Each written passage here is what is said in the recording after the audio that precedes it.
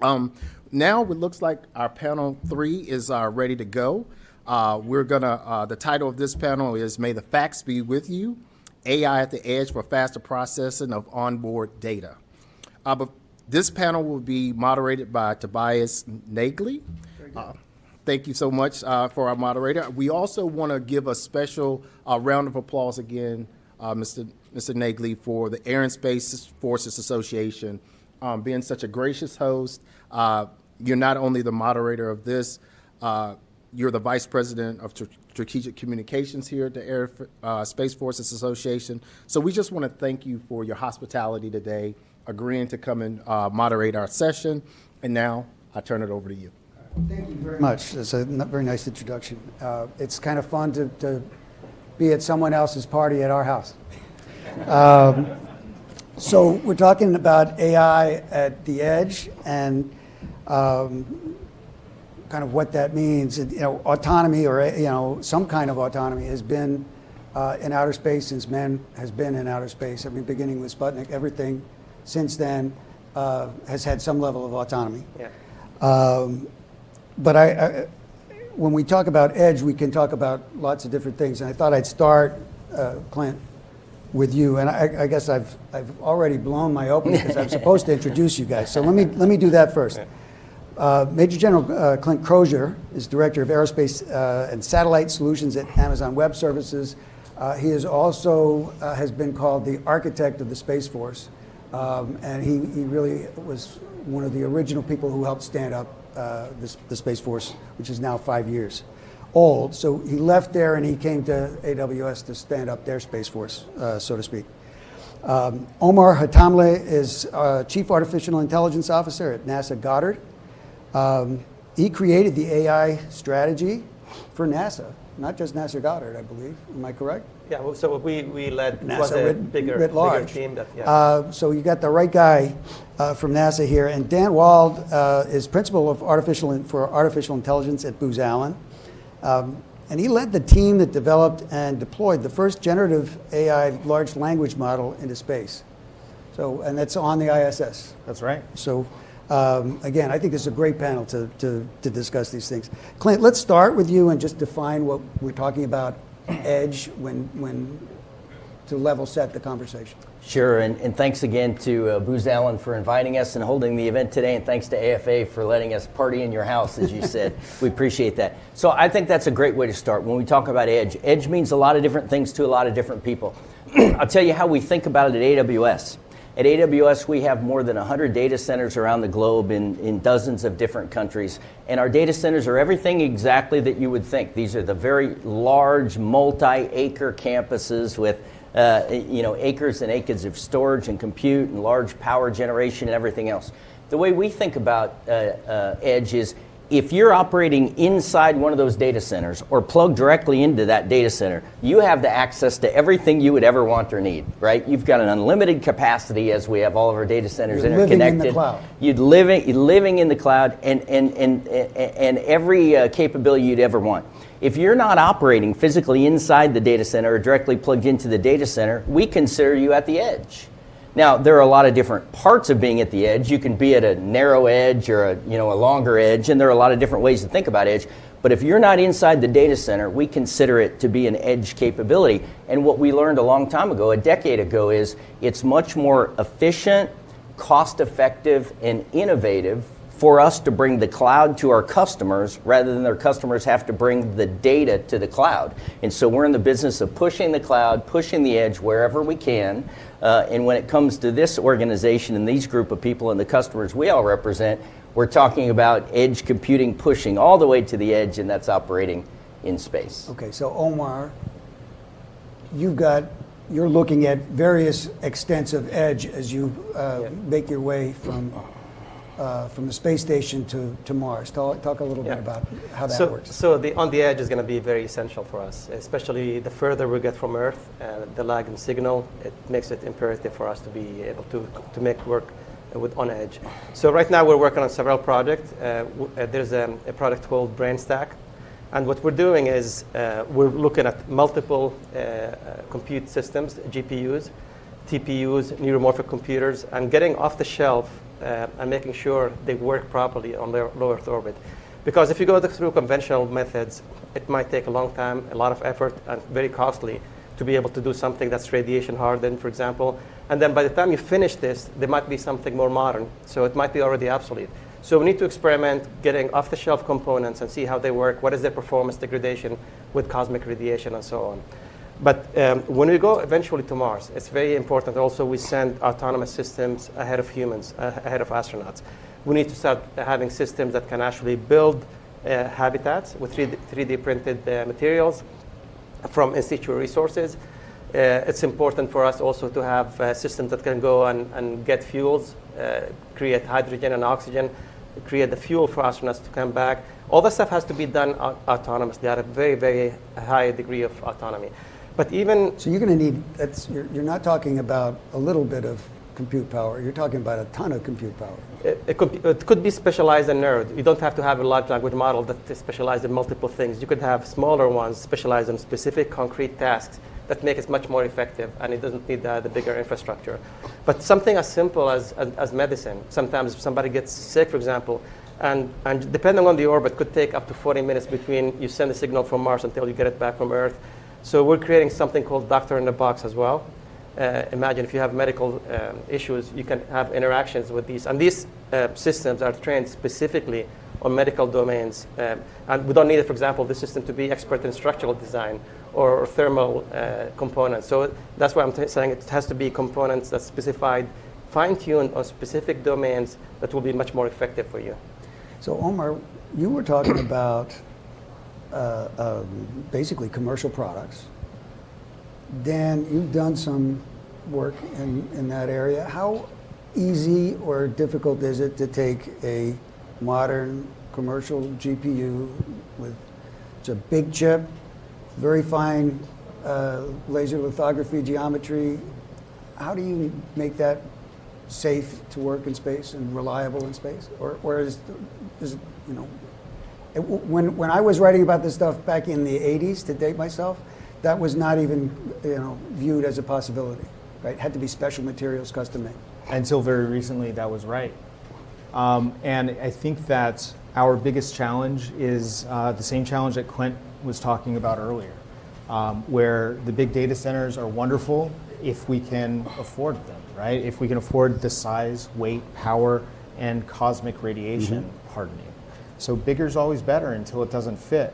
When we're launching things into space, every kilogram counts, every watt counts. Yeah. And so my biggest focus is really about how do we walk down the wattage.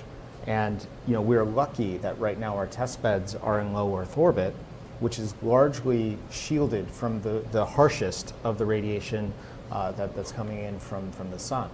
But we are indeed working through some of those challenges today through partnerships with other startups and cosmic shielding companies that are really working to take the advances of commercial off-the-shelf GPUs, which is the engine behind AI acceleration, to parallelize all of that processing and really use it right on the edge. And so instead of, you know, a gigawatt or a kilowatt or 100 watts or 10 watts, we're now talking 10 to 1 watt is what we're really looking for specialized use cases. Yeah. I think that's really powerful because when you think about commercial off-the-shelf or COTS, right, it's always a go-to strategy to employ COTS as much as you can. But think about this, and I love the example that was given in the first panel today where the gentleman talked about the steam engine and only selling 20 copies of the steam engine in the first 50 years or so. But think about this. Even what's considered COTS today was purpose-built 10 years ago or 15 years ago, right? So there are things that are going to appear purpose-built today that we are going to turn into COTS products. And by that, I mean, even when you think about generative AI and AI at AWS. So at AWS, we recognize the enormous power requirements and efficiency requirements for computer chips. So we went out and optimized, designed our own computer chips, training them in Inferentia that are optimized for cost and performance for AI, ML, and Gen AI capabilities. So that was a purpose-built capability optimized for a specific mission that is now considered a COTS. We're going to go through the same evolution in space. You know, it used to be the joke was in any acquisition program, do you want it fast, cheap, or effective? You can pick any two of the three, right? Any acquisition person knew that joke. Right now we have to balance sort of the trinity of computational power, energy efficiency, and rad hardening, right? That's sort of the three things we've got to balance against the standard swap. And so we've got to figure out as much COTS as we can use, great, but the space environment being so very different, limited in our bandwidth capability, our connectivity capability, we're going to have to make sure, and we're doing this right now today at AWS, by the way, we're going to have to develop some purpose-built things optimized for allowing us to do advanced AI, ML, and generative AI on orbit that may not exist today, but are going to be COTS for tomorrow. And that's part of what we're driving through at AWS with partners like Booz right now today even.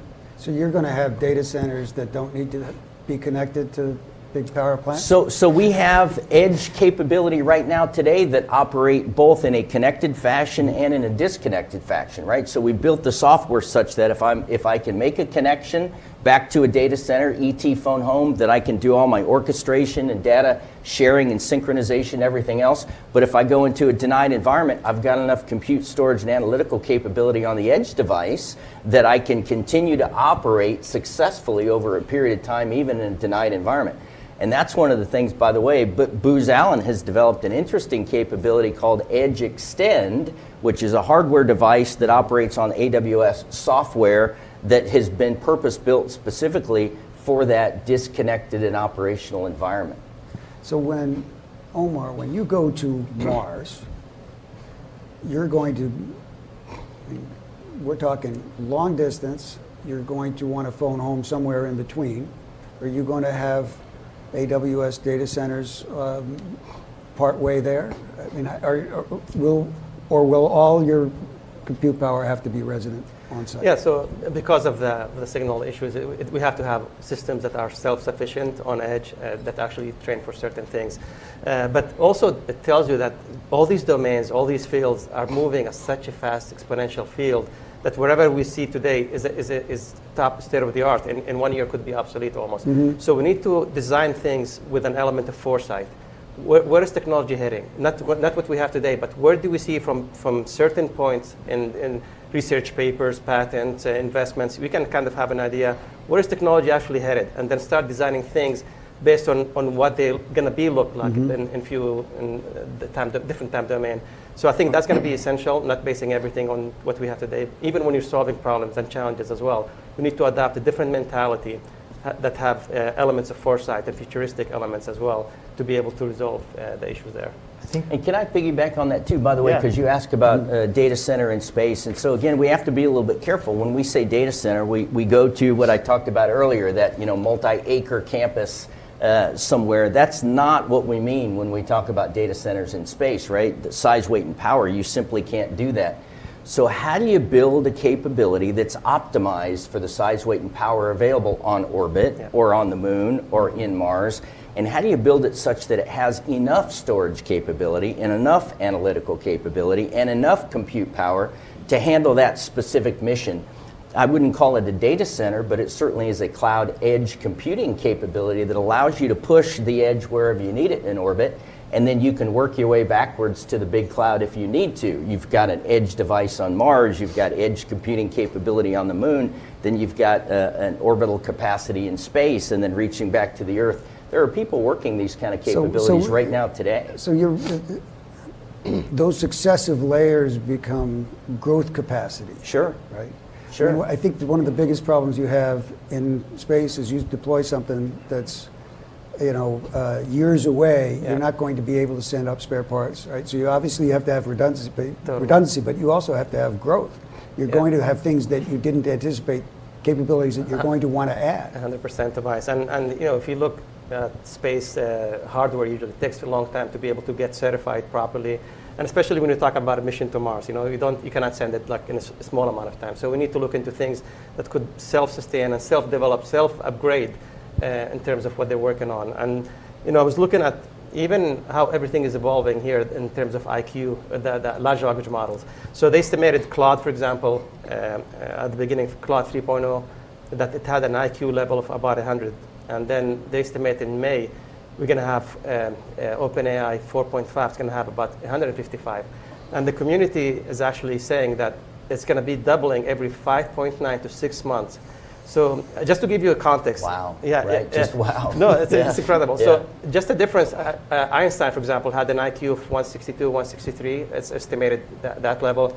And an average person could be 110, approximately 40 points. Look how much difference it made. He was able to come up with a theory of relativity, incredible advances in the quantum field. So imagine now you have a system that's 1,000 or 2,000 or 3,000 IQ levels. So how do we keep evolving the resources and capabilities we have according to the advances we have on Earth? We need to find that bridge to be able to continue making progress and advancing at that same speed that we're having here on Earth. Well, even Einstein had a collection of experts that he compared against and worked with, and so one of the bright spots that I see in the future is really a collection of experts. Right? You talked about a doctor in a box. We've got a technician in a box out there in the demo floor that you can go and take a look at afterwards. And how many more are really necessary? And really the answer is as many as we can send up there. No, completely. And with each one of those kind of being smaller and smaller, how many of these collection of boxes can we send up? How many of those need to be at 1,000 IQ versus 160 versus 110, right? And bigger is always better till it doesn't fit. That's really something to come on back to. And the collection of experts can sometimes be greater than the sum of the parts. Completely. I think digital experts will be something that we'll be leveraging on substantially. Even something as simple as you're doing a research paper, for example, before you send it for review, for peer review, you can have a digital expert trained on tens of thousands of research papers on that domain, on papers and everything else, and it critiques the paper in a way that could have one of the best experts in the world before you even submit it. So I think this is the domain of digital experts. We're going to have it transversally across multiple organizations. Can I say something a little embarrassing? My new favorite prompt is 2 words: proofread. Okay, so lots of technology, lots of opportunities. It's and it's really fun to spend all this time talking about all the cool things that are possible. But when you actually have to acquire something, our acquisition systems are not built for acquiring things that change, right? Everything that has ever been made slower and taken longer to get there has been because of requirements creep, because it wasn't in the original requirements, because we had to go back and change the language. That's not what was agreed on. How do we get over that and still move at optimum speed?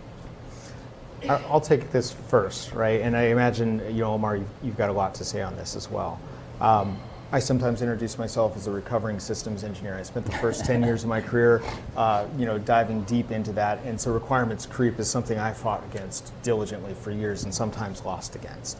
And what I see today, especially with generative AI, but with all sorts as well, including computer vision, which we've got another model in the back for us to take a look at as well, is how do we trust it? We touched on this in the ethics panel as well. How do we trust it?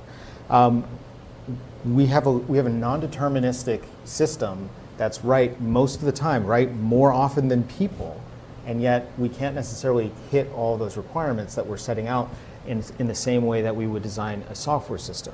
So one of the things that I think that we need to be focusing on is what are the guardrails to ensure no harm occurs? Because if you're right, 80% of the time, does that mean you're wrong 20% of the time, or does that mean you're doing nothing 20% of the time? And what is okay? And I think there's a lot of open space for us to rethink those systems, and we really do need to rethink them, because designing a non-deterministic system is fundamentally different than designing a deterministic system. Right. You're going to have to help an ignoramus define deterministic and non-deterministic. Sure. I'll touch on that and pass the talking stick. The deterministic system is basically a set of rules or algorithms. These have been around. It's if-then statements. It's a whole bunch of a collection of rules and statements that says if this passes, go down that path. Go down this path. Go down that path. A non-deterministic system is using something called inference to basically reason and come up with the right answer based off of all of the context, all of the training information they have, the information they have from the prompts, the information they have about you and the pre-prompts and the embeddings that we might have for RAG and the agentic orchestration. Fundamental capability completely behind different. generative AI. right? Absolutely. That's- yeah, It's yeah. fundamentally different. We get questions all the time. Can you guarantee I'll get the same response next time? No. No.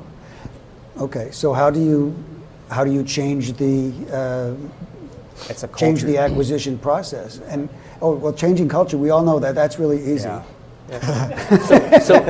Yeah. So you're acquiring systems today for NASA. Let me speak, and I feel qualified to say what I'm about to say, as I tell you that I was the Deputy Programmer and Budget Chief at Air Force Space Command. I was the Chief Programmer and Budget Chief at Air Force Global Strike Command, and I was Chief of Requirements for the U.S. Air Force.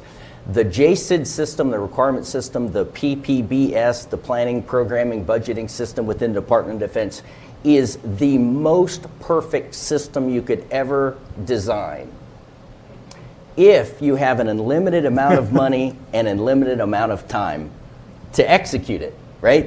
And that worked in the 70s and 80s. We didn't have a near-peer competitor, there was no pacing threat, and we seem to have more money than we do today.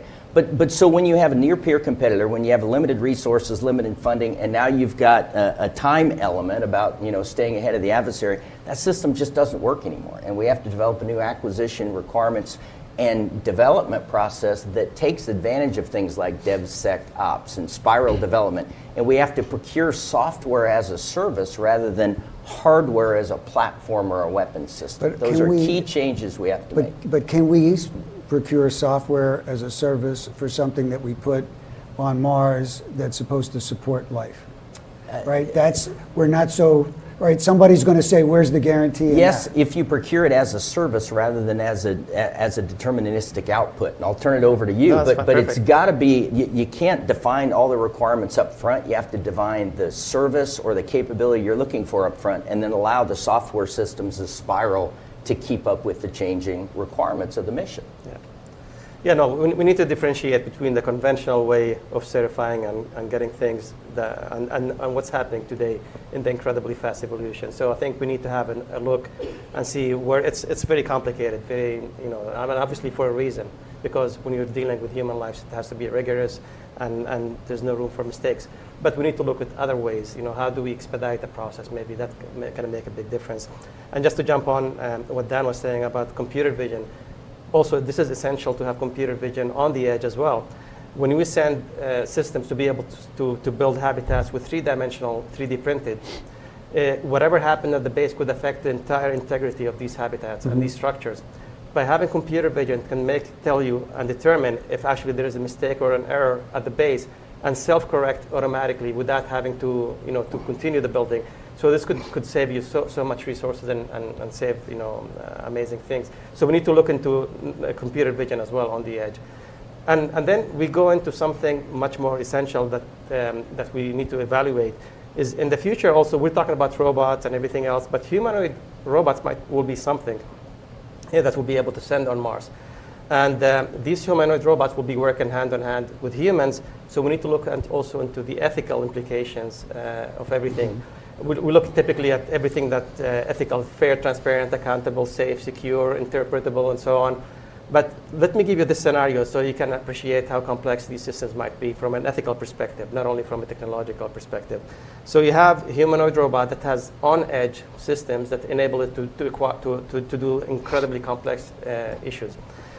This humanoid robot, is going with a couple of astronauts on a mission, working on something, and they get into an accident, and both of them get injured. And they both have equal chances of survival. Which ones do you choose? Which one does the humanoid robot select and chooses to come back to the base? And also, we talk about Asimov laws, which we abided by forever, that the human might not injure a human and so on. But what if we have on the edge systems, humanoid robots will be surgeons on the surface of a distant planet from here? The fact that it's doing an incision on a person, that's harming a person. And that goes completely against the laws of Asimov. So even the most fundamental basic laws that we abided by for long term, they need to be reevaluated, reassessed for the next evolution of these technological advancements. And that robot is going to be operating on the edge, so it is an edge device by itself, not just That's right, part of it. and it has to be autonomous or semi-autonomous. I'll piggyback what you said, but I'll take a step back too. As was described in the previous panel, AI, ML, generative AI have become table stakes for our future on-orbit systems and capabilities. We have reached the limit of human capacity to digest petabytes and petabytes of data in real time and make any sort of intelligent decisions about them, right? We've culminated. So we must further embrace AI, ML, and generative AI capabilities for the future. Table stakes, non-negotiable. Right now, today, NASA has already started porting many of their technical manuals into AWS generative AI capabilities such that you can do a RAG chatbot right now in certain parts of NASA and say, give me all the specs on a human lander capability and modify, X or Y by mass or payload, and the system will come back and provide you all that in recommendations. Right now, today, at NASA, underway. Think about the famous scene in in Apollo 13, where, Houston, we have a problem, and you remember they walk into the conference room and they dump out in a cardboard box, here are all the pieces of hardware that we have available on the capsule right now today, and we have to build a recovery system of only what's here right now.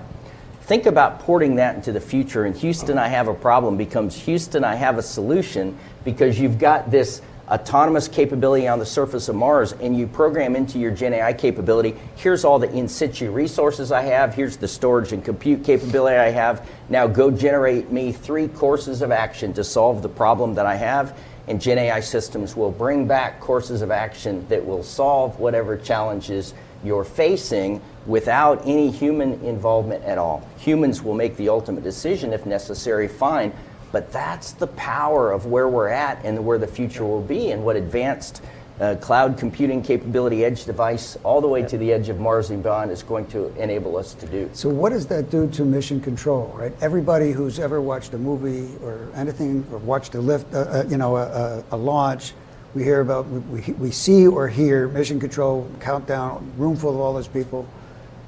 Would we not need them because this is all going to be native controlled up there and just, a 3-person help desk back home? Yes. So it's going to be an evolutionary process. If you look at how many people were responsible for each console in mission control in the Apollo eras, and you see how many people do we have for the space shuttle, how many people do we have in the next vehicle, the more technology advances, I think we're going to be able to make autonomous decisions or self-sufficient decisions without having humans in the loop.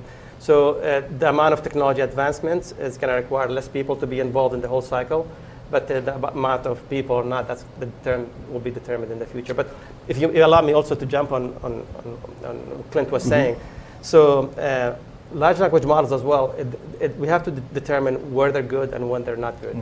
So they're excellent at, for example, at pattern recognition, at mathematical solutions, but they're really, really bad at social intelligence, at abstract reasoning, at complex reasoning. So, and they keep evolving. So we need to see and understand when can we use these systems for our benefits, and when do we understand that they have a lag or they have a challenge in achieving these results, and for us to understand, where to use them best and where we cannot depend on them. Yeah, so I didn't really like your robot doing surgery very much. Yeah. That didn't excite me. You know what, Tobias? Just real quickly, it's got to be a hybrid, because think about it. What did you tell me? It takes 40 minutes round trip for a signal to move from Mars to the Earth and then back again. That's just a ping. That's just a That's ping, just a ping. right? So the answer is going to be, where are those situations where human life is at risk or catastrophic failure of mission is at risk? Yeah.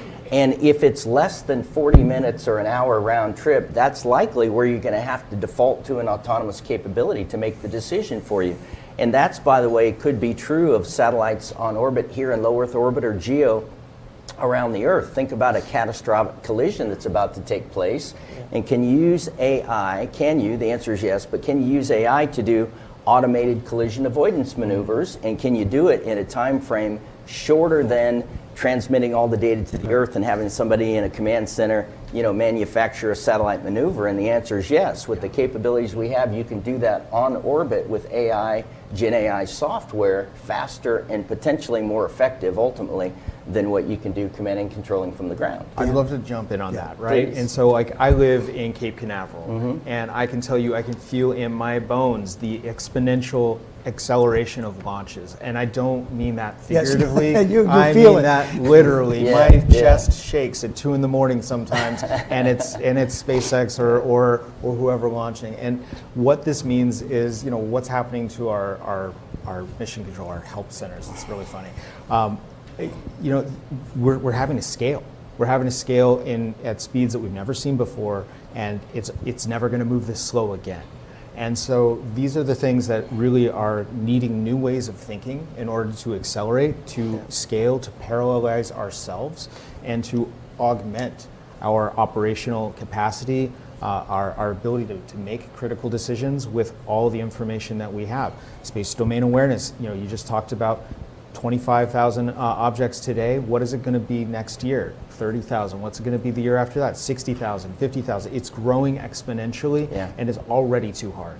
And so what do we do when we move forward? How do we maintain custody of tracks and understand what's going on throughout the system, and then act on it? Some of the great conversation of the previous panel. So one of the discussions that came up earlier was the point about manned-unmanned teaming, right? And my colleagues at the Mitchell Institute talk a lot about manned-unmanned teaming because some of this capability isn't necessarily ready to be fully automated, and we're not necessarily emotionally or ethically ready to unleash totally automated weapons. But ethical issues deep in space, it's not always going to be an automated solution. It could be an automated set of options, right? I mean, to me, ethics is really all about, can we trust it, right? And bringing us back to the edge compute topic, can we trust what we're seeing and what the satellites are looking at and sending down basically 4%, 5% of the data instead of 100% of the data, saving us 95% or 96% of our time. When we're talking about the scale of things, we may not be saving any time. We may simply be actually achieving the mission. And so ethics to me is trust, and can we achieve the mission that we set out to do? Can we do what we say? Is kind of what ethics really means to me. And this could actually go into multiple dimensions because we're talking about it's making the best decision, but when these systems start getting maybe orders of magnitude more intellectually capable than humans, they will probably make a decision that we think is not the right decision, but in fact it ends up being the best decision possible. And the way I think about it sometimes is like, imagine having quantum mechanics book, you're trying to explain it to a 5-year-old. That's how gap we're going to have in the future in terms of incredible intellectual capability that these systems will have compared to humans. We have our limitations. So will there be a disconnect between what these systems are telling us and what makes sense and what doesn't make sense? And logically, one would think there is. I mean, that 5-year-old might be smarter than you, but you still won't believe that he is, right? It's going to take a while for him to prove himself. Clint, anything to add? No, I think we kind of peaked here, and maybe this is the right time to just go through last thought and wrap up, and we'll just come in this direction. Clint, let's start with you. Yeah, thank you. So at AWS, I'm honored and privileged that we've been thinking about this for a period of time. We established aerospace and satellite business unit at AWS 4.5 years ago. I was privileged to be asked to lead it as I retired from the U.S. Air Force and U.S. Space Force. And so we've been thinking about this problem for a while, to the point that even 2 years ago, we did an on-orbit demonstration, TRL Level 9, where we built a purpose-built hardware, software capability, put it on a satellite launched by our friends at D-Orbit, and we ran a series of experiments for a few months on hyperspectral data, where we determined if you can do on-orbit pre-processing of data rather than having to push it to the Earth and process it, we reduced overall bandwidth requirements by 42% while achieving 100% mission accomplishment. Right, so what it did is it allowed you to do more mission. Didn't save any money necessarily, but allowed you to do more mission for the same amount of expenditure. That's where we're going for the future. And at AWS, our team, and in our new partnership with Booz Allen, by the way, we just signed a strategic collaboration agreement together. Booz Allen is now part of the AWS Gen AI Innovation Center. And so we're continuing to team on cloud computing, edge capabilities, and it won't surprise anybody if I tell you, keep an eye on this space, because the space team at Booz and the space team at AWS, along with a bunch of mission partners, are continuing to push the envelope here on where we need to go in the next steps for on-orbit edge computing and capabilities. And so stand by, more to follow. Okay, so Omar, you're surrounded. Yeah. So you get the next word. Okay, so I think on edge will be eventually ecosystem of edges, and it's going to be agentic systems where actually you have multiple things, robotics, non-robotic systems, and IT components, and agentic systems controlling a whole ecosystem of products that are on the edge. I think that's something we're starting to see right now, and it's going to be much more amplified, obviously, in the future, and we'll be definitely leveraging on capabilities like these for longer missions as well. All right, Dan, you get to wrap it up. All right, I think that's a wonderful place to be. So one thing Make the most of it. One thing that I've noticed throughout my entire career is that space technology has a funny history of being extremely useful here on the ground. And so as much as we're talking about sending agents to Mars, which is wonderful, but might be a little hard for some people to understand, what is that going to do for us on the ground? A lot. And this is why we do it. This is why we get up every day and say, I'm going to look at the heavens.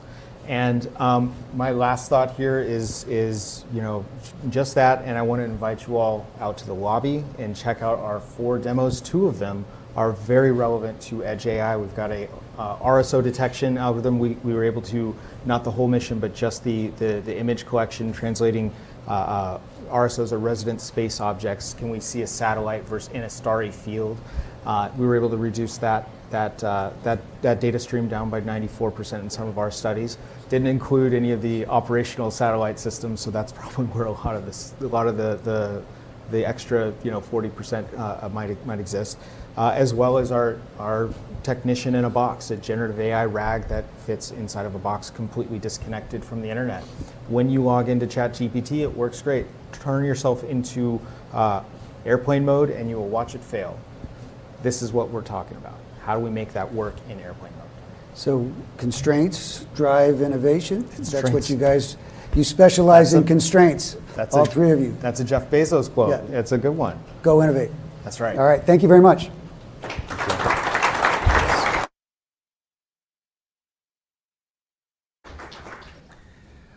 Another great discussion. Thank you, Tobias, Clint, Omar, and Dan. As I think about talking about the edge, one specific project that we're working with NASA on, Booz Allen, is the Lunar Terrain Vehicle, pressurized rover, in their attempts to go to Mars. But there's another edge device that it kind of encapsulates this whole day when I talked about actors, is the spacesuit itself becoming an actor, right? The spacesuit is an edge device of itself. And I think that being able to, think about that along with the discussions, now the living thing that's working to support that astronaut or that actor being the spacesuit and the edge device, we've generally moved the conversation forward. And it's exciting to have this panel together.